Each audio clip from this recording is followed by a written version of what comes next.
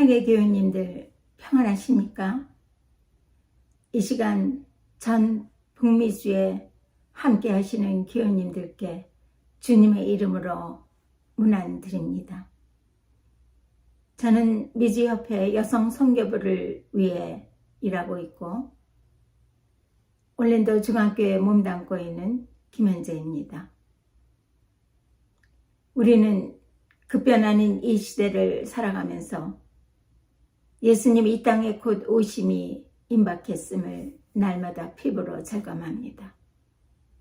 그러기에 우리는 노아의 때와 같은 이 시대에 우리의 영적 재단을 점검하며 늘 말씀과 기도로 전신갑주를 입고 매일의 삶을 무장하며 그 옛날 바알 선지자들과 대항한 엘리야와 같은 심정으로 하나님 앞에 나아갈 때라고 생각합니다.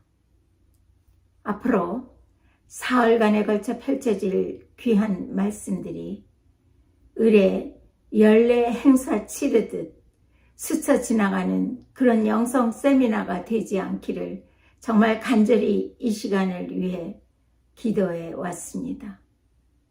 부디 이번 영성회를 통해 우리의 삶에 변화가 일어나고 무너지고 상한 우리 영혼에 여호와의 불이 우리 마음 가운데 뜨겁게 임하셔서 온전한 믿음으로 하나님께 향하는 부흥의 시간이 되기를 간절히 소원하며 각 교회 여성 선교 활동을 열심히 하고 계신 모든 집사님들께 엘리야와 같은 심정으로 남은 무리의 긍지를 갖고 일하실 때 크신 하나님의 축복이 임하시리라 믿어 의심치 않습니다. 모든 순서마다 감사와 은혜가 넘치는 귀한 시간들로 채워주시옵기를 간절히 바라며 말씀을 마치겠습니다. 감사합니다. 사랑하는 성도 여러분 안녕하십니까? 주님의 이름으로 문안드립니다. 그동안 팬데믹으로 인해서 교회들이 정상적으로 활동하지 못했을 뿐만 아니라 모이는 일조차도 어려움을 겪고 있습니다. 이러한 때에 미주교회협회 여성선교부는 영성 세미나를 통하여 미주교회 성도님들의 믿음을 더욱 돈독하게 하고 하나님의 사업에 대한 열정을 더 뜨겁게 하기 위해서 말씀 집회를 갖게 되었습니다. 오전 강의는 박종기 박사님의 인체 생리학 강의를 통해서 의료 선교사들이 기본적으로 알아야 할 부분들을 공부하게 되었습니다. 그리고 저녁 강의는 한국 시조사 편집국장이신 박재만 목사님을 통해 오직 주 예수님뿐일세라는 주제로 말씀해 주시겠습니다. 성령 충만한 집회가 되도록 기도하겠습니다. 많은 은혜 받으시기 바랍니다. 감사합니다.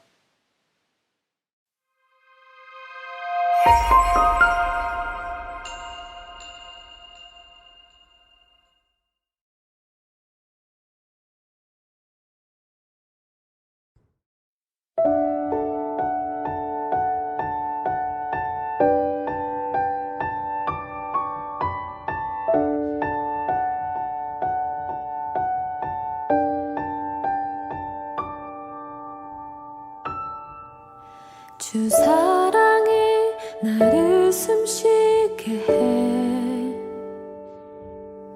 세상 그 어떤 어려움 속에도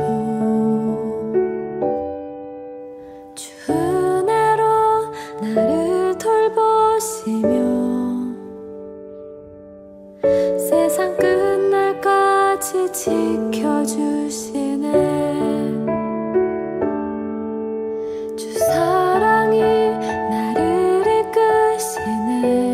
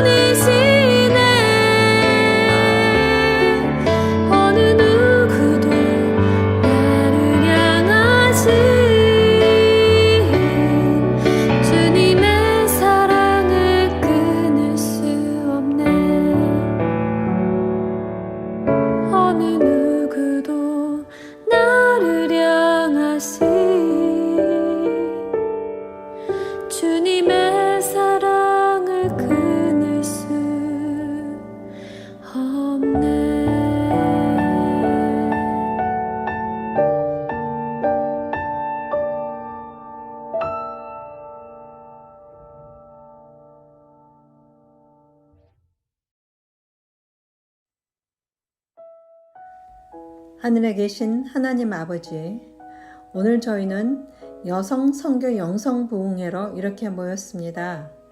저희가 직접 만나지는 못하지만 인터넷을 통하여 부흥회를 할 수 있게 된 것을 감사드립니다. 아버지 하나님, 여성들의 신앙이 가정에서 사회에서 얼마나 커다란 영향을 미치는지 저희는 알고 있습니다. 더구나 혼란의 시대를 보내고 있는 요즘에 있어서 여성들의 신앙이 굳건히 서야 함을 절실히 느끼고 있습니다.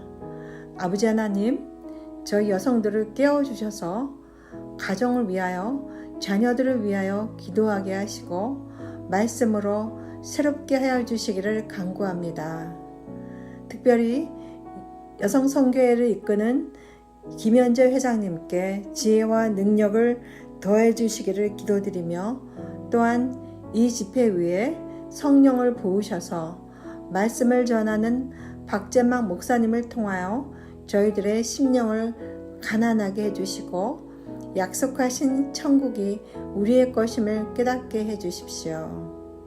우리의 마음 문을 두들고 계신 주님께 우리의 마음 문을 활짝 열어드리고 그리스도를 주인으로 모시게 해주시기를 기도합니다. 그리하여 이 집회가 각 개인의 신앙이 부흥되는 기회가 되도록 은혜 베풀어 주시기를 간절히 기도합니다. 오늘 시작하는 집회서부터 마치는 안식일까지 누가복음 11장 13절 약속하신 성령을 부어주시기를 구하였사오니 이루어 주실 줄 믿고 감사와 찬양과 영광을 드리며 예수님 이름으로 기도합니다. 아멘.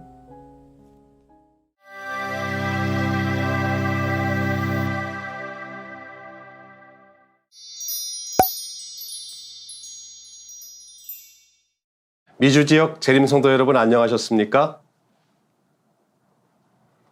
하나님의 말씀을 듣기 위하여 오늘 이처럼 특별 신앙 부흥회에 참여하신 우리 모든 성도들과 각 가정에 하나님의 은혜와 평강이 풍성히 임하기를 기원합니다. 먼저 하나님의 성경 말씀 히브리서 9장 22절의 말씀을 읽겠습니다. 율법을 조차 거의 모든 물건이 피로써 정결케 되나니 피 흘림이 없은즉 사함이 없느니라. 한 말씀 더 보겠습니다. 요한일서 1장 7절의 말씀입니다. 저가 빛 가운데 계신 것 같이 우리도 빛 가운데 행하면 우리가 서로 사귐이 있고 그 아들 예수의 피가 우리를 모든 죄에서 깨끗하게 하실 것이요. 우리 가운데 피 흘리는 이야기를 좋아하는 분은 거의 안 계실 겁니다. 누가 사고로 다쳐서 피를 많이 흘렸다는 소식을 듣기 좋아하는 분도 안 계실 겁니다. 저 역시 피 보기를 좋아하지 않습니다. 또 피 흘리는 이야기를 듣는 것조차 좋아하지 않습니다. 사실 우리의 생명이 피에 있음에도 불구하고 피에 관한 이야기를 꺼내는 것 자체가 싫은 때도 있습니다. 가까운 가족이나 지인이 사고로 다쳐서 너무 많은 피를 흘려 목숨이 위험하다는 이야기를 듣는 걸 누가 좋아하겠습니까? 이처럼 우리의 생명이 피에 있음에도 불구하고 저는 피를 싫어합니다. 그럼에도 불구하고 오늘 저는 이 시간에 설교 말씀의 주제를 피 얘기로 시작하려고 합니다. 여러분은 피 하면 무슨 생각이 우선 떠오르십니까? 흔히 피에 대해 두 가지 상반되는 이미지가 떠오르곤 합니다. 우선은 피에 대한 부정적인 느낌입니다. 피하면 뭔가 섬뜩하고 또 무서운 느낌이 들기도 하고 공포 영화의 한 장면이 떠오르기도 합니다. 아주 오래전에 저도 군복무를 위해서 논산 훈련소에 입소해서 훈련을 받던 때가 있었습니다. 군에 입대 후 며칠이 되지 않은 때였습니다. 어느 날 그 저녁 점호 시간이 되어 내후반에서 잔뜩 긴장한 채로 다른 훈련병들과 함께 검열 받을 준비를 하고 있었습니다. 사실 그때는 다들 훈련소 생활이라야 뭐 2, 3일밖에 지나지 않았는데요.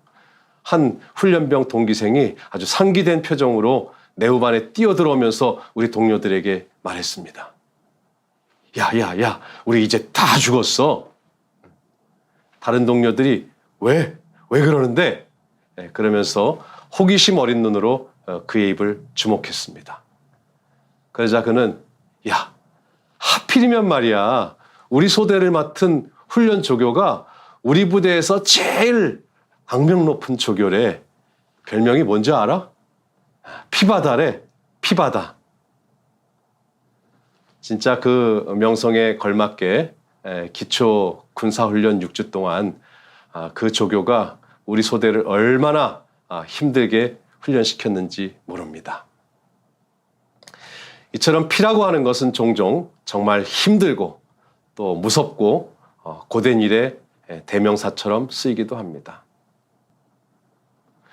또 얼마 전에는 길을 걷다가 날이 점점 더워지면서 여름이 다가오니까 그런지 몰라도 마침 거리를 지나는 버스 옆면에 부착되어 있는 공포영화의 광고판을 보게 되었습니다. 제목이 옥수역 귀신인가 그랬던 것 같아요. 기본적으로 영화 제목의 글자색은 아주 빨간색 글씨에다가 폰트는 무슨 글씨체인지는 몰라도 글자만 봐도 겁이 나게 생겼는데 글자 밑에 마치 핏방울이 뚝뚝 떨어지는 것 같은 그런 글씨체였습니다. 피는 두려움과 또 공포의 상징이어서 사람들이 한여름에도 등골이 서늘해지는 경험을 하라고 아마도 그런 광고판을 제작해서 홍보하는 것 같았습니다. 이처럼 피에 대한 부정적인 이미지가 문득 떠오르기도 하지만 또 다른 측면에서 피는 긍정적인 이미지로도 소개되곤 합니다. 왜냐하면 피는 우리를 살아있게 해주는 따뜻하고 고마운 것이라서 때로는 따뜻함, 또 박애의 정신, 사랑, 또 휴머니즘이나 숭고한 삶을 묘사할 때도 피를 소재로 해서 이야기하는 경우도 참 많이 있습니다. 사실 오늘 설교 제목의 말씀은 피가 좋은 사람들인데 아마 여러 가지 생각이 드실 겁니다. 우선 피가 좋은 사람들 그러면 깨끗한 피를 가진 건강한 사람을 말하려는 걸까?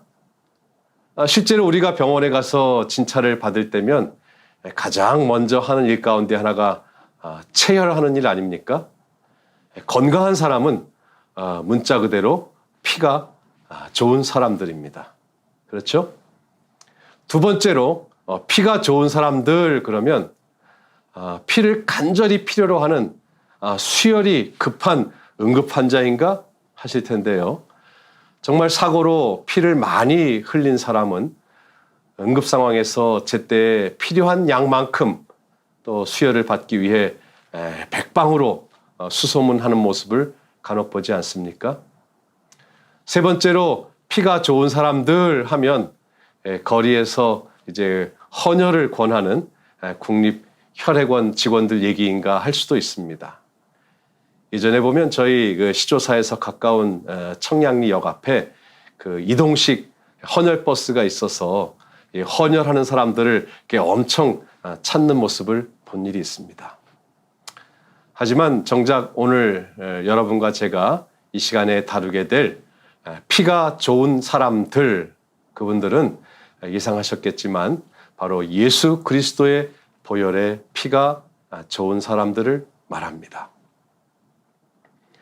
죄에 빠진 인류를 구원하시기 위하여 십자가에서 보혈을 흘리신 예수님의 피는 우리를 영생의 길로 이끌어주기 때문에 우리는 피가 좋은 사람들 혹은 피를 좋아하는 사람들이 맞습니다.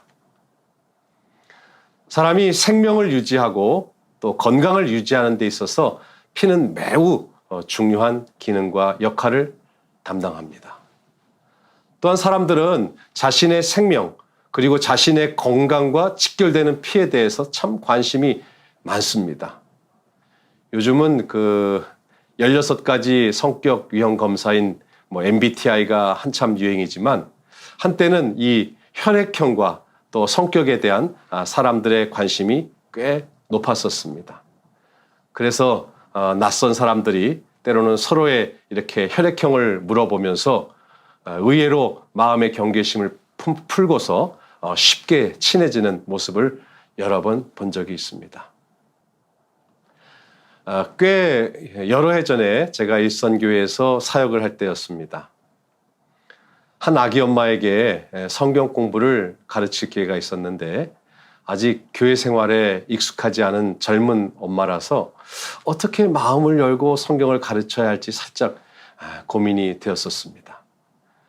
그때 마침 제 아내가 아기 엄마에게 혈액형 이야기를 화두로 꺼내는 것이었습니다. 아기 엄마는 혈액형이 어떻게 돼요? 사실 교회에서 목사님이 오셔서 성경을 가르친다고 하니까 약간은 긴장된 표정으로 우리를 맞았던 아기 엄마는 금세 표정이 밝아지면서 저 O형인데요? 그러는 것이었습니다. 그러자 제 아내도 어머 저도 O형인데 하면서 아기 엄마와의 대화를 편하게 나누기 시작했습니다. 그러면서 제 처는 아기 아빠는요? 하고 또 물었습니다. 아기 아빠는 B형이에요. 그러자 제 아내도 어머 우리 목사님도 B형인데 솔직히 혈액형이 B형인 남자들이 좀 고집이 센 데가 있어요 하면서 이런저런 이야기를 편하게 나누다가 또 아기 엄마의 마음의 문턱을 아주 쉽게 낮췄던 기억이 있습니다. 만약 제가 처음부터 의욕적으로 다니엘서 2장에 등장하는 뭐 사자, 독수리, 곰, 표범 또 무서운 짐승에 대해서 얘기하고 또 세계의 미래와 또 종말에 대해서 가르치려고 들었더라면 아기 엄마는 아마 그 자리가 몹시 불편했을 수도 있었을 것입니다. 하지만 마음문이 열린 상태에서 함께 말씀을 나누었을 때 적극적으로 말씀에 대한 열의를 보였고 또 그 후로 성경을 열심히 공부해서 오래지 않아 우리 교회의 신실한 성도가 되었습니다. 이처럼 사람들은 피에 대한 관심, 또 혈액형에 대한 관심이 많아서 뭐 혈액형과 성격, 또 혈액형별로 잘 걸리는 질병, 또 혈액형과 운세, 또 혈액형과 직업 적성을 분석하기도 하고 어떤 학자들은 혈액형과 수명에 대해서 연구하고 또 이를 논문으로 발표하기도 했습니다. 오늘 여러분에게 피에 대한 일반적인 말씀을 먼저 드리는 까닭은 피, 그러니까 혈액형이 한 사람의 운명을 좌우하는 것은 아니지만 정말 많은 사람들이 피에 관한 깊은 관심을 갖고 있다는 것을 말씀드리고 싶었기 때문입니다. 자, 그렇다면 이제 성경은 피 혹은 피 흘림에 대해서 어떻게 묘사했을까 함께 생각해 보겠습니다. 우리 성경에도 보면 피에 대한 많은 설명이 있는데 성경은 피에 대해서 언급할 때에 오늘날과 마찬가지로 피에 대한 긍정적인 의미와 또 부정적인 의미를 모두 포함해서 설명했습니다. 우선은 부정적인 의미를 나타내는 성경절을 먼저 살펴보겠습니다. 이사야 1장 15절에 있는 말씀입니다. 너희가 손을 펼 때에 내가 눈을 가리우고 너희가 많이 기도할지라도 내가 듣지 아니하리니 이는 너희의 손에 피가 가득함이니라. 이사야 1장 15절에서는 너희 손에 피가 가득함이니라 하면서 피를 죄의 상징으로 설명했습니다. 달리 말해 하나님은 너희 손에 죄가 가득해서 더 이상 너희가 손을 펴도 내가 눈을 가리겠다. 너희가 많이 기도해도 내가 귀를 가리고 듣지 않겠다고 말씀하고 계시는 겁니다. 또한 복수나 멸망을 상징할 때도 피를 언급했습니다. 에스겔서 35장 6절의 말씀 보겠습니다. 그러므로 나 여호와가 말하노라. 내가 나의 삶을 두고 맹세하노니 내가 너로 피를 만나게 한즉 피가 너를 따르리라. 내가 피를 미워하지 아니하였은즉 피가 너를 따르리라. 피가 너를 따르리라. 이게 무슨 말입니까? 복수가, 그리고 멸망이 너희에게 임하게 될 것이라는 경고의 말씀입니다. 일반적으로 피에 대한 서로 상반되는 부정적인 이미지와 또 긍정적인 이미지가 동시에 오버랩되듯이 성경에서도 피에 관하여 언급할 때에 부정적인 의미로 쓰일 때도 있었지만 또 긍정적인 의미로 쓰일 때도 많이 있었습니다. 성경에서는 과연 피가 언제 또 긍정적인 의미로 쓰였는지 레위기 17장 11절과 또 14절의 말씀을 보겠습니다. 육체의 생명은 피에 있습니다. 내가 이 피를 너희에게 주어 단에 뿌려 너희의 생명을 위하여 속하게 하였나니 생명이 피에 있으므로 피가 죄를 속하느니라. 뭐라고요? 하나님께서는 피가 죄를 속한다고 말씀하고 계십니다. 14절 말씀입니다. 모든 생물은 그 피가 생명과 일체라. 그러므로 내가 이스라엘 자손에게 이르기를 너희는 어느 육체의 피든지 먹지 말라 하였나니 모든 육체의 생명은 그 피인즉 무릇 피를 먹는 자는 끊쳐지리라. 육체의 생명이 어디에 있다고요? 피에 있습니다. 이처럼 성경에서는 피가 생명의 실체를 나타낼 때에도 자주 사용되었습니다. 또한 성경에서는 피에 대해 구속의 언약으로서 묘사한 구절들이 있습니다. 마태복음 26장 28절에 있는 말씀입니다. 이 대목은 예수님께서 십자가에 달리시기 전날 밤 제자들과 함께 마지막 만찬의 자리에서 하신 말씀입니다. 이것은 죄의 사함을 얻게 하려고 많은 사람을 위하여 흘리는 바 나의 피 곧 언약의 피니라. 또한 에베소서 1장 7절에서도 우리가 그리스도 안에서 그의 은혜의 풍성함을 따라 그의 피로 말미암아 구속 곧 죄 사함을 받았으니 라면서 피가 복수나 멸망의 의미로서가 아니라 죄인을 향한 하나님의 놀라운 구속의 약속으로 표현되기도 했습니다. 지금부터는 과연 성경에서 얼마나 많은 피의 역사를 다루고 있는지 잠시 살펴보겠습니다. 성경의 역사는 피 흘림의 역사라고 해도 과언이 아닙니다. 먼저 성경의 가장 첫 번째 책인 창세기에 등장한 피 흘림에 관한 이야기입니다. 피 흘림에 대한 이야기는 인간의 타락과 동시에 시작되었습니다. 창세기 3장 21절에 보면 여호와 하나님이 아담과 그 아내를 위하여 가죽옷을 지어 입히시니라고 했는데 그 가죽옷을 지어 입히셨다는 말에는 어떤 동물이 되었던 그 짐승의 죽음 그리고 그 짐승의 피 흘림을 전제로 합니다. 어린 양의 죽음과 희생 그리고 어린 양의 피 흘림에 관한 이야기가 처음 등장한 것입니다. 또한 창세기 4장 9절과 10절에는 가인이 동생 아벨을 죽인 후에 하나님과 나누었던 대화 내용이 이렇게 기록되어 있습니다. 먼저 가인이 말합니다. 내가 내 아우를 지키는 자니까? 그러자 하나님께서 가라사대 내가 무엇을 하였느냐? 내 아우의 핏소리가 땅에서부터 내게 호소하느니라. 아담과 하와의 타락에 뒤이어 꼬리를 물고 가인의 살인으로 인해 아벨이 피 흘림의 주인공이 됩니다. 여기 성경절에 좀 낯선 단어가 등장합니다. 바로 핏소리입니다. 핏소리라는 단어는 우리가 일상생활에서 이렇게 흔히 쓰는 단어가 아닙니다.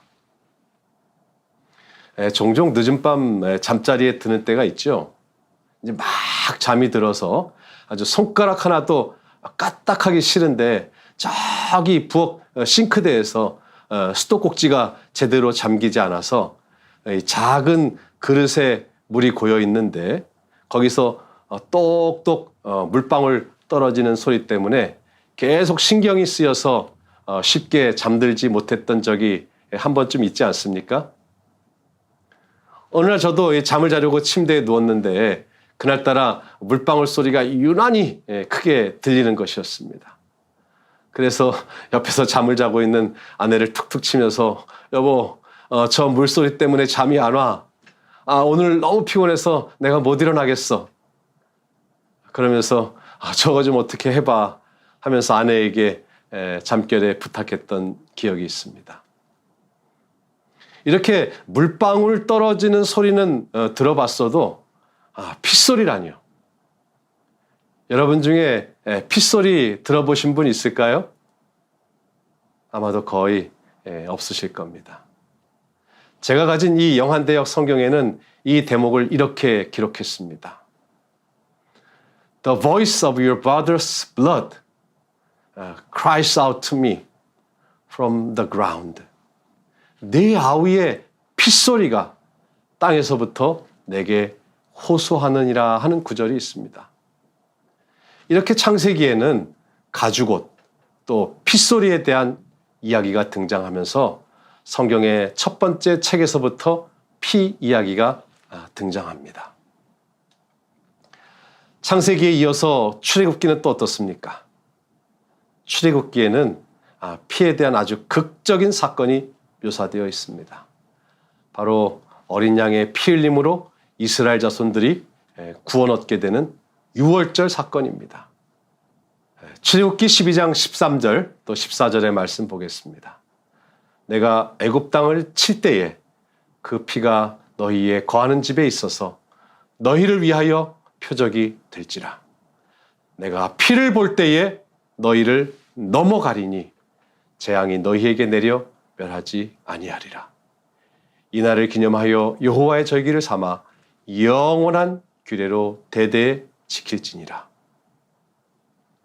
이처럼 출애굽기에서 가장 중요한 사건은 이스라엘 백성들이 애굽에서 나오는 출애굽 사건이 가장 큰 사건이지만 또 이 출애굽 사건에서 가장 중요한 또 다른 사건은 바로 핵심적인 사건은 유월절입니다. 유월절에서 이스라엘 백성들이 구원을 얻게 되는 중요한 피는 바로 어린 양의 피에 있었습니다. 그러니까 출애굽기에서 피 이야기를 빼면 출애굽기에 쓸 것이 없을 것입니다. 레위기는 또 어떻습니까? 레위기에서 피 얘기를 빼면 레위기에 쓸 것이 있을까요? 성경에서 제사를 위해 희생되는 소나 어린 양의 피 흘림에 대하여 레위기서 곳곳에 묘사되어 있습니다. 레위기 1장 5절에 있는 말씀입니다. 그는 여호와 앞에서 그 수송아지를 잡을 것이요 아론의 자손 제사장들은 그 피를 가져다가 회막 문 앞 단 사면에 뿌릴 것이며. 당시에는 제사장이 희생 제물을 잡아 피를 흘리는 일이 매우 흔한 일이었고 또한 제사장의 성전 봉사에서 피를 다루는 일은 레위기서에서 핵심적인 부분을 차지하고 있었습니다. 이처럼 모세의 오경에서뿐만 아니라 여호수아서에서도 피 흘림에 관한 많은 이야기들이 등장합니다. 우리가 잘 아는 대로 여호수아는 가나안 정복 사업을 위해 수많은 전쟁을 치렀습니다. 우리가 전쟁터의 모습을 이렇게 상상해 보면 거기에는 죽음과 또 심각한 부상 그리고 피 흘림이 가득합니다. 여호수아 8장 24절에 있는 말씀 보겠습니다. 이스라엘이 자기를 광야로 따르던 아이 모든 거민을 들에서 죽이되 그들을 다 칼날에 엎드러지게 하여 진멸하기를 마치고 온 이스라엘이 아이로 돌아와서 칼날로 죽이매. 자, 이 구절만 봐도 칼날에 엎드러지게 한다, 진멸한다, 칼날로 죽인다 등등 이런 모든 표현은 수많은 생명의 피 흘림을 상상할 수 있게 해줍니다. 모세와 여호수아 이후에 등장한 이스라엘의 지도자 사사들의 전쟁은 또 어땠습니까? 사사 시대에도 전쟁을 통한 엄청난 피 흘림의 역사가 꼬리에 꼬리를 물고 이어졌습니다. 사사기를 여는 사사기 1장 1절로 4절의 말씀 보겠습니다. 여호수아가 죽은 후에 이스라엘 자손이 여호와께 묻자와 가로되 우리 중 누가 먼저 올라가서 가나안 사람과 싸우리이까? 여호와께서 가라사대 유다가 올라갈지니라. 보라 내가 이 땅을 그 손에 붙였노라 하시니라. 유다가 그 형제 시므온에게 이르되 나의 제비 뽑아 얻은 땅에 나와 함께 올라가서 가나안 사람과 싸우자. 그리하면 나도 너의 제비 뽑아 얻은 땅에 함께 가리라. 이에 시므온이 그와 함께 가니라. 유다가 올라가매 여호와께서 가나안 사람과 브리스 사람을 그들의 손에 붙이신지라. 그들이 베색에서 1만 명을 죽이고. 마지막 4절에 베색에서 얼마나 많은 사람을 죽였다고요? 여러분의 상상력을 한번 최대한 동원해 보십시오.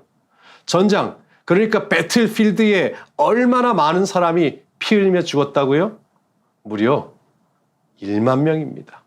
1만 명. 아마도 그 전쟁터에서는 아주 피비린내가 진동했을 것입니다. 이처럼 성경의 역사, 또 이스라엘의 역사는 피 흘림의 역사입니다. 이스라엘 백성들의 요구에 따라 하나님께서는 부득이하게 이방 나라들처럼 이스라엘의 왕을 세우셨습니다.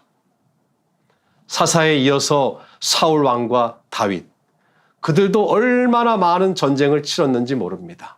그리고 전쟁을 통해 얼마나 많은 사람들의 피를 흘렸는지 모릅니다.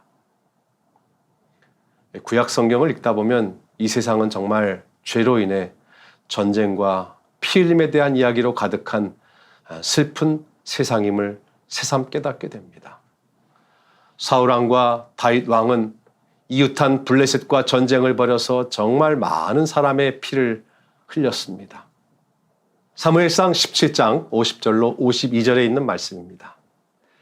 다윗이 이같이 물매와 돌로 블레셋 사람을 이기고 그를 쳐 죽였으나 자기 손에는 칼이 없었더라.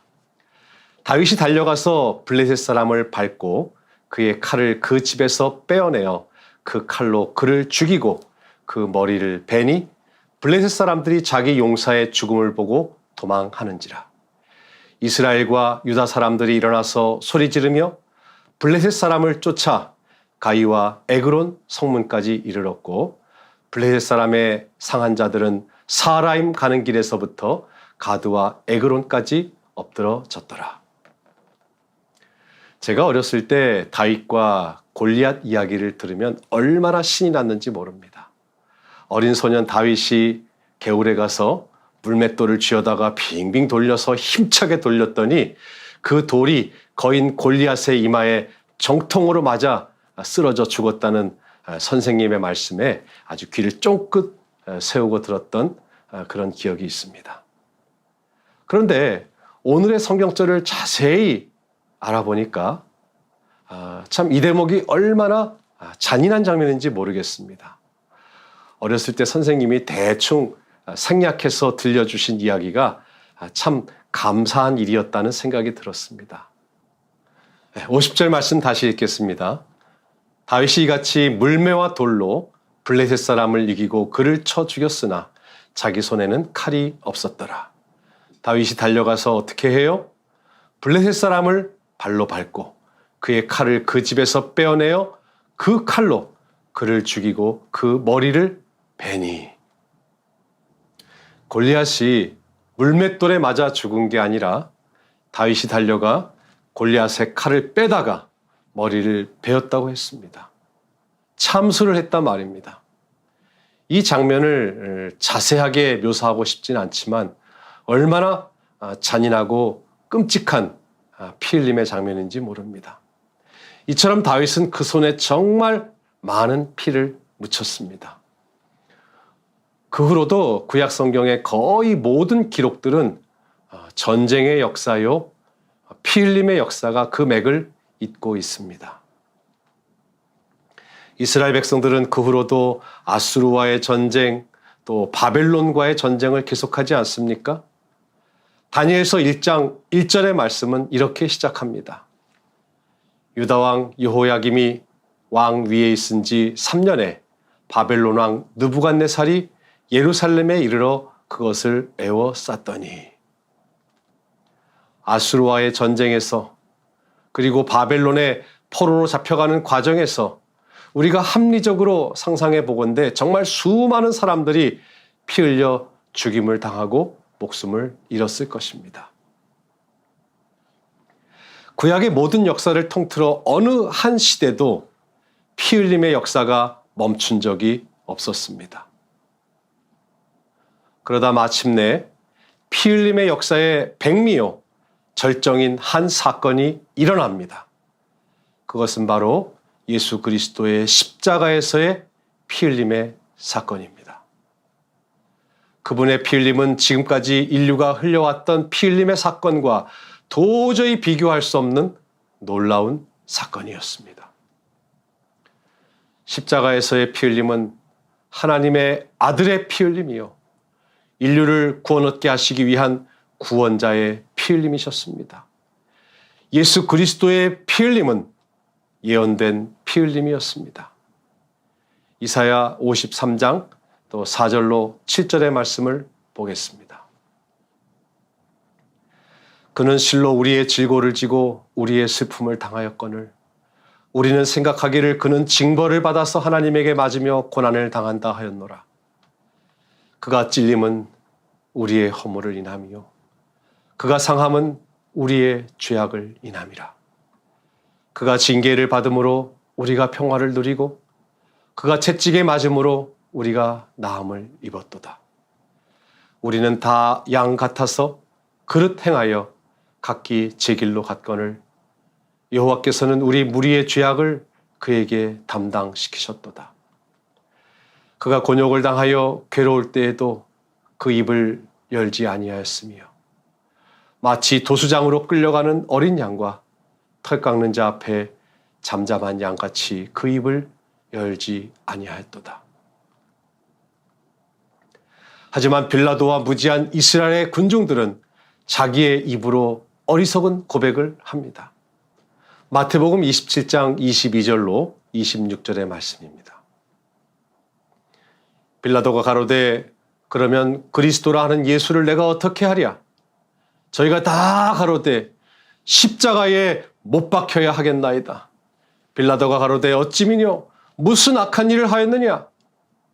저희가 더욱 소리질러 가로되 십자가에 못 박혀야 하겠나이다 하는지라.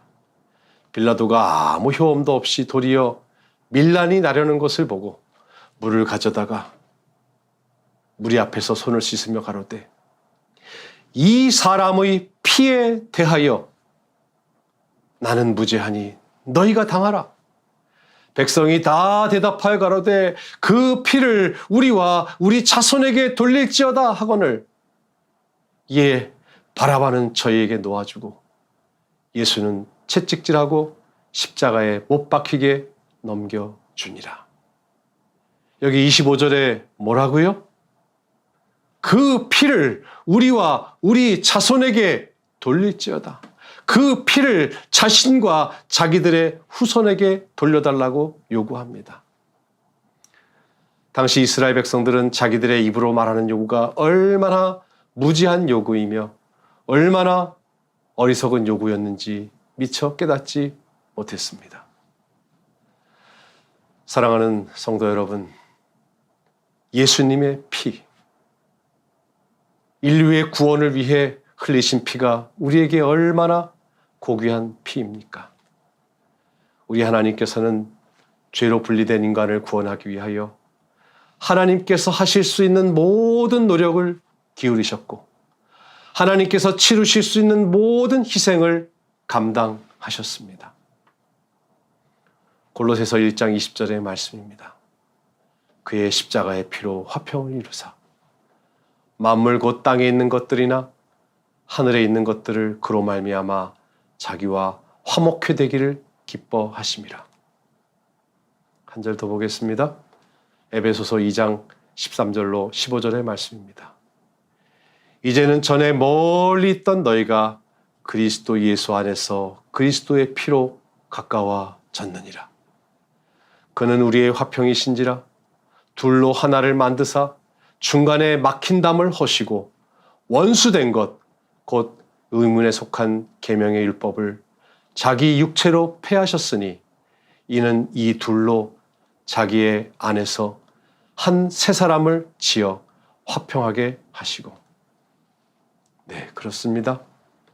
이제는 전에 멀리 있던 우리가 그리스도 예수 안에서 그리스도의 피로 가까워졌습니다. 그리스도의 피로 말미암아 전에 멀리 있던 우리는 그리스도의 피로 말미암아 하나님과 가까워지게 되었습니다. 인류를 위한 하나님의 놀라운 사랑과 우리를 위하여 십자가에서 피 흘리셔서 우리를 구속하신 예수님을 생각할 때 우리는 이제 피가 좋다고 말할 수 있습니다. 우리 모두는 피가 좋은 사람들입니다. 그 피로 속죄함을 얻었고 그리스도의 피로 말미암아 구원의 길을 발견하였기 때문입니다. 제가 아이아스에서 유학하던 시절에 전 세계 40여 국에서 모인 재림교회 지도자들과 공부하면서 몇 년을 지낸 일이 있었습니다.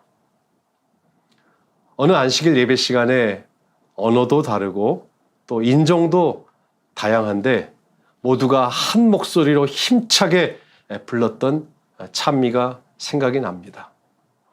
아주 온몸에 전율이 일 만큼 매우 감동적이었고 인상 깊었던 찬미의 후렴구가 있었는데 제가 굳이 이렇게 암송하려고 하지 않았는데도 어쩌다 저도 모르게 외워진 그런 찬미 있지 않습니까?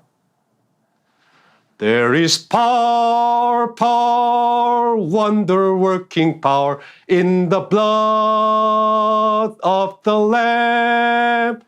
There is power, power, wonder-working power in the precious blood of the Lamb. 모두가 한 마음으로 하나님의 사랑과 예수님의 은혜에 감격해하며 불렀던 찬양. 주님의 보혈의 능력을 찬양하는 이 힘찬 찬양이 얼마나 제 가슴을 뜨겁게 했는지 모릅니다. 여러분에게 질문 하나 드려보겠습니다.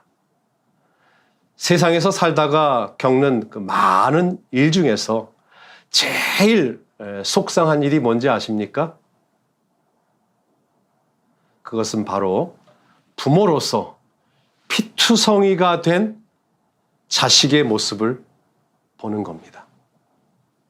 요즘은 UFC라고 해서 이 격투기 경기가 더 유행하지만 예전에는 권투 경기를 많이 했지 않습니까?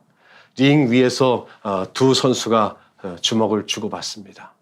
링 밖에서는 부모님이 아들을 응원하는데 아직 눈이 퉁퉁 부어서 앞이 보이지 않는데도 아들은 연신 주먹을 냅니다. 그러다 눈 위가 찢어져 피까지 나서 아주 얼굴이 피범벅이 되었는데도 그 경기를 관전하는 부모를 보면 그 부모의 마음이 얼마나 안타까울까 하는 생각을 해본 적이 있었습니다. 아마도 속이 새까맣게 타들어갈 것입니다. 우리 하나님도 그 아들 예수 그리스도께서 십자가에 달리셨을 때에 그 마음이 얼마나 고통스러우셨을까? 우리는 그저 조금 상상할 수 있을 뿐입니다.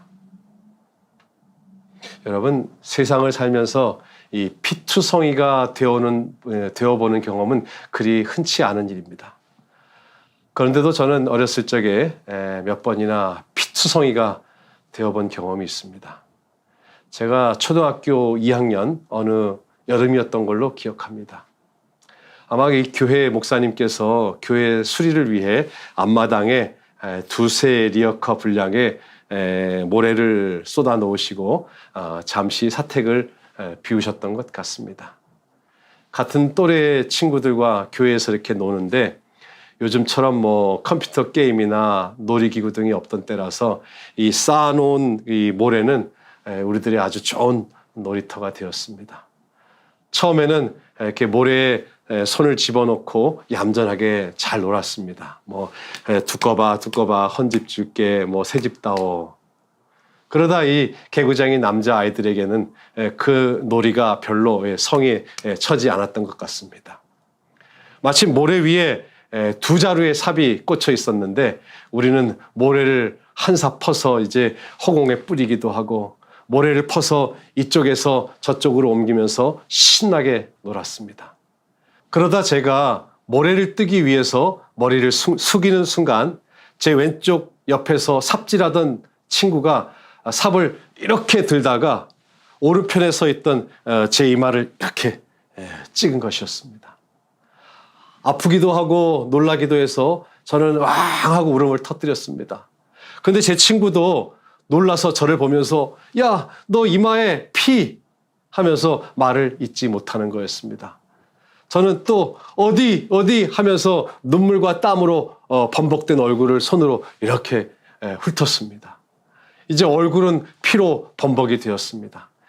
주변에는 어른들도 없었고 교회에서 저희 집까지는 한 100m 정도 떨어져 있었는데 마침 여름이라 흰 러닝 셔츠를 입고 있었는데 어깨 쪽이 피로 흥건하게 물든 채로 지혈도 하지 않고 울면서 집으로 걸어갔습니다. 그랬더니 아들의 울음소리를 듣고 저희 어머니께서 나오시는데 분명 울음소리도 내 아들이고 입은 옷도 내 아들이 맞는데 얼굴이 피로 얼룩져서 저를 알아볼 수도 없었던 그런 지경이었습니다. 그러니 저희 어머니께서 얼마나 놀라셨겠습니까? 물로 이렇게 피를 씻어내고 수건으로 닦아낸 다음에 다행히 멀지 않은 곳에 작은 병원이 있어서 여기 오른쪽 이마를 몇 번을 꿰맸던 기억이 있습니다. 어디 다쳐도 말입니다.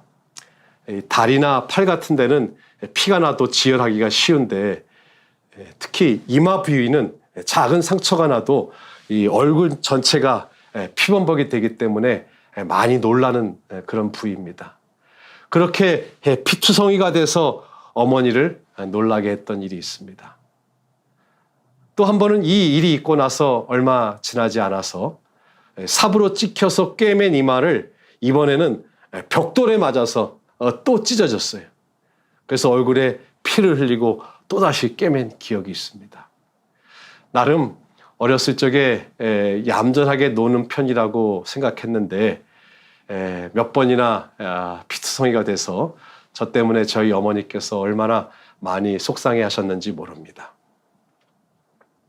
또 한 번은 제가 서울 삼육 중학교에 다닐 때였습니다. 대부분 이렇게 학교 건물이 있고 그 건물의 옆은 평평한 벽처럼 보이지 않습니까? 그런데 한 친구가 그 벽에다가 유리 조각을 던지고 놀았고 마침 제가 그 아래를 지나가다가 유리 조각이 제 정수리에 이렇게 떨어졌어요. 뭔가 퍽 하는 소리가 들렸고 저는 앞으로 쓰러지면서 머리를 이렇게 감싸 쥐었는데 무릎을 꿇고서 콘크리트 바닥을 보니까 뭐가 뚝뚝뚝뚝 떨어지는 겁니다. 이번에도 머리에 피가 나서 피투성이가 됐겠죠. 그래서 한동안 만화에서나 나오는 것처럼 붕대를 위에서 아래로 칭칭 동여매고 여러 날 동안 학교에 다녔던 기억이 있습니다. 그래도 그나마 다행인 것은 제가 머리에 상처를 입고 또 피투성이가 될 때마다 보기에는 깜짝 놀랄만 했지만은 제 생명에는 전혀 지장이 없었습니다. 그러나 만약에 제가 정말 큰 사고를 당해서 제 목숨이 위험할 만큼 큰 부상을 당하고 피를 흘린다면 우리 부모님의 마음이 얼마나 속이 상하고 두렵겠습니까? 만약 정말 큰 사고로 인해서 생사를 다투는 자식이 피투성이가 되는 모습을 보는 그런 부모의 마음은 누구도 헤아릴 수 없을 것입니다. 십자가에 달리신 예수님.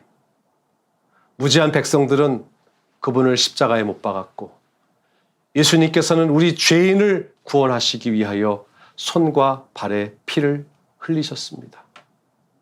가시면류관을 쓰셨고 그분의 이마에 피를 흘리셨습니다. 창에 옆구리를 찔리셔서 피를 쏟으셨습니다. 운명하시려는 순간 예수님께서 숨을 거두시기 직전 피투성이가 된 자식을 보는 아버지 하나님의 마음은 그 누구도 헤아릴 수 없을 것입니다. 여기 한 그림이 있습니다. 스페인 출신의 화가 살바도르 달리가 그린 그림으로 십자가 성 요한의 그리스도라는 작품입니다. 이 그림의 특징은 인간의 관점에서 십자가를 올려다보고 쳐다보는 것이 아니라 하나님 아버지의 관점에서 하늘에서 고통 중에 있는 아들을 내려다보고 있는 그런 그림입니다. 우리는 십자가에 달리신 우리의 구원자 예수님을 올려다보고 쳐다보지만 우리 하나님께서는 피투성이가 된 채 십자가에 달린 아들 예수님을 내려다보고 계십니다. 여러분, 우리가 아무리 흉악한 죄인이라 할지라도 하나님은 우리를 보실 때에 구원받아야 할 한 불쌍한 죄인으로 여기시고 긍휼히 여기시며 사랑하십니다. 우리 하나님께서는 하나님으로서 인간에게 주실 수 있는 최고의 선물, 최선의 선물 예수 그리스도를 우리에게 보내주셨습니다. 로마서 8장 32절 말씀 보겠습니다. 자기 아들을 아끼지 아니하시고 우리 모든 사람을 위하여 내어주시니가 어찌 그 아들과 함께 모든 것을 우리에게 은사로 주지 아니하시겠느냐. 사랑하는 미주지역 재림성도 여러분, 죄는 피를 불렀지만 피가 죄를 속하였습니다. 네, 그렇습니다. 죄는 피를 불렀지만 그리스도의 보혈의 피가 우리의 모든 죄를 사하셨습니다. 이 시간 인류를 위한 하나님의 놀라우신 사랑과 예수 그리스도의 은혜에 감사하는 저와 여러분이 되시기를 간절히 바랍니다. 베드로전서 1장 18절과 19절의 말씀입니다. 너희가 알거니와 너희 조상의 유전한 망령된 행실에서 구속된 것은 은이나 금같이 없어질 것으로 한 것이 아니요 오직 흠없고 점없는 어린 양 같은 그리스도의 보배로운 피로 한 것이니라. 저는 오늘 처음 설교를 시작하면서 피가 싫다고 말씀드렸습니다. 죄가 피를 불렀습니다. 그래서 피가 싫었습니다. 하지만 이제 저는 피가 좋습니다. 왜냐하면 피에는 생명이 있기 때문입니다. 예수 그리스도의 보혈의 피에는 우리를 향한 하나님의 사랑이 있기 때문입니다. 피에는 우리를 사랑하시는 분의 희생이 있기 때문입니다. 피에는 우리의 구원에 대한 보증이 있기 때문입니다. 그래서 이제 저는 피가 좋습니다. 사랑하는 성도 여러분, 우리 모두 피가 좋은 사람들이 되시기를 간절히 바랍니다. 여러분, 우리 그리스도인 신앙의 본질이 무엇입니까? 엄격한 교리가 그리스도인 신앙의 잣대가 되어서는 안 됩니다. 우리와 같이 속절없는 죄인을 우리 하나님께서 크신 사랑으로 독생자 예수 그리스도를 십자가에 죽기까지 허락하셨고 우리 예수님께서는 우리를 구원하시기 위하여 기꺼이 보혈을 흘리셔서 우리를 그분의 은혜로 구원하신 것이 우리 신앙의 본질이 아니겠습니까? 우리 예수님의 은혜를 다시 한번 깊이 생각하면서 우리에게 죄 지은 자를 용서하고 다른 이들에게도 우리가 받은 바 은혜를 나누어주며 살아야 하지 않겠습니까? 사랑하는 성도 여러분, 여러분은 예수님의 피로 산 귀중한 존재, 소중한 존재들입니다. 그리스도 안에서 가치 있는 나를 발견하고 날마다 소망 가운데 사시기 바랍니다. 보혈의 의미를 묵상하면서 날마다 십자가로 나오시기 바랍니다. 죄를 버리고 더욱 그리스도를 닮아가는 저와 여러분이 되시기를 바랍니다. 혹 우리 가운데 어떤 분은 삶의 무게가 어깨를 짓눌러서 감당하기 어려울 만큼 힘든 시기를 보내고 있는 분 계시지 않습니까? 우리의 의지할 곳은 예수님께서 우리를 위하여 보혈의 피를 흘리신 십자가 그늘 아래입니다. 우리의 마음에 진정한 쉼을 주실 수 있는 분은 오직 주 예수님 뿐입니다. 여러분의 입술에서 십자가 앞에서 내 쉴 곳 찾았네라는 찬양이 흘러나오게 되길 간절히 바랍니다.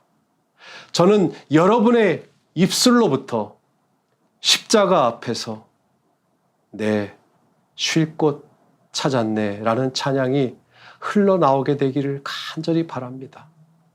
이 세상 어디에도 우리의 영혼이 편히 쉴 곳은 없습니다.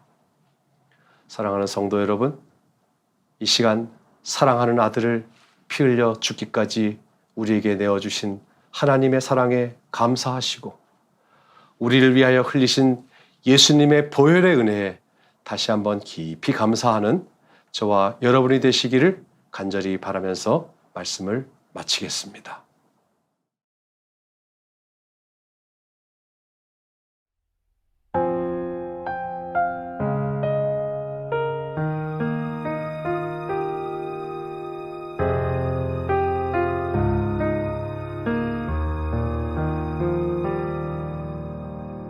내 백성이 나를 떠나 돌아섰지만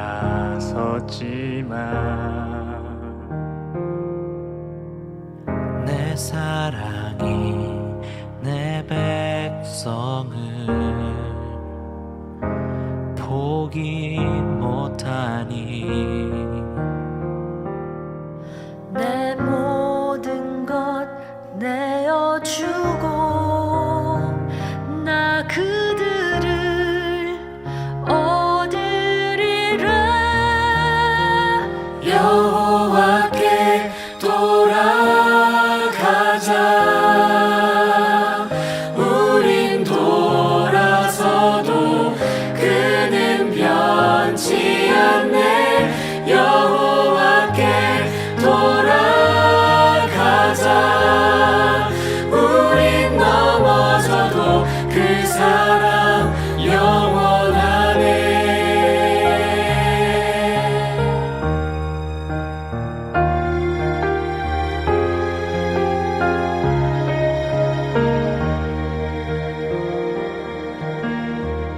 내 백성이 나를 떠나 돌아섰지만 내 사랑이 내 백성이 포기 못하니 내 모든 것 내어주고 나 그들을 얻으리라. 여호와께 돌아가자. 우린 돌아서도 그는 변치 않네. 여호와께 돌아가자. 우린 넘어져도 그 사랑 영원하네. 사랑은 오래 참고 자신을 내어주네. 서로 사랑할 때 세상은 주보네. 사랑은 절대 지지 않네.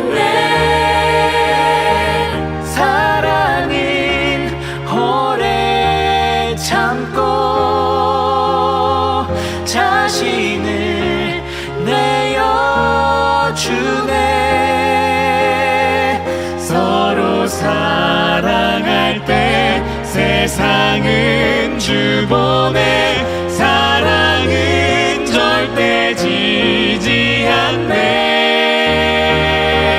여호와께 돌아가자 우린 돌아서도 그는 변치 않네 여호와께 돌아가자 우린 넘어져도 그 사랑 영원하네 여호와께 돌아가자 우린 돌아서도 변치 않네 여호와께 돌아가자 우린 넘어져도 그 사랑 영원하네 넘어져도 그 사랑 영원하네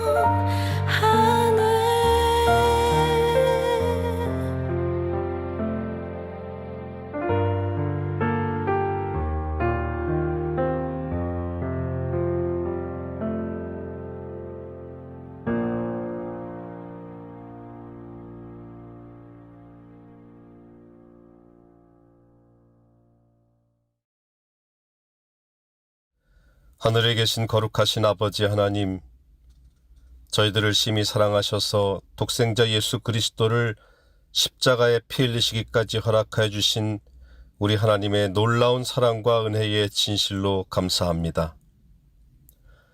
아버지 하나님, 돌아보건대 아담과 하와의 범죄로 인해 이 땅에 죄가 들어왔고 그로 인해 지금까지 지나온 거의 모든 우리의 역사가 고통스러운 피 흘림의 역사였습니다.